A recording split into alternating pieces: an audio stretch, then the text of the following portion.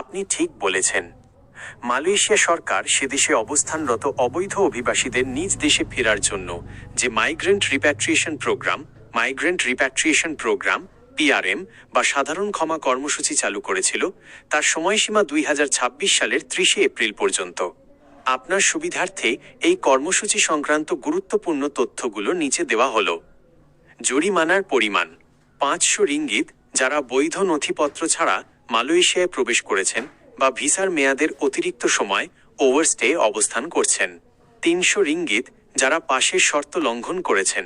বিশেষ ছাড়, 18 বছরের কম বয়সীদের কোনো জরিমানা দিতে হবে না, তবে 20 রিঙ্গিত দিয়ে স্পেশাল পাস সংগ্রহ করতে হবে। 2. প্রয়োজনীয় কাগজপত্র: বৈধ পাসপোর্ট অথবা নিজ দেশের দূতাবাস থেকে ইস্যু করা ট্রাভেল পারমিট। আবেদনের দিন থেকে 14 দিনের মধ্যে নিজ দেশে ফেরার কনফার্ম বিমান টিকিট। 3.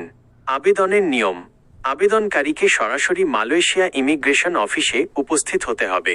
জরিমানা পরিশোধের জন্য ক্রেডিট কার্ড, ডেবিট কার্ড বা ওয়ালেট যেমন টাচ অ্যান্ড গো ব্যবহার করতে হবে।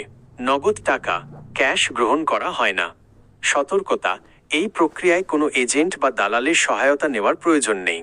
প্রবাসীদের সরাসরি ইমিগ্রেশন অফিসে যোগাযোগ করতে উৎসাহিত করা হয়েছে যাতে তারা কোনো ধরনের প্রতারণার শিকার না হন। আপনি কি এই বিষয়ে আরও কিছু জানতে চান, যেমন ইমিগ্রেশন অফিসের সময়সূচি বা ট্রাভেল পারমিট সংগ্রহের নিয়ম?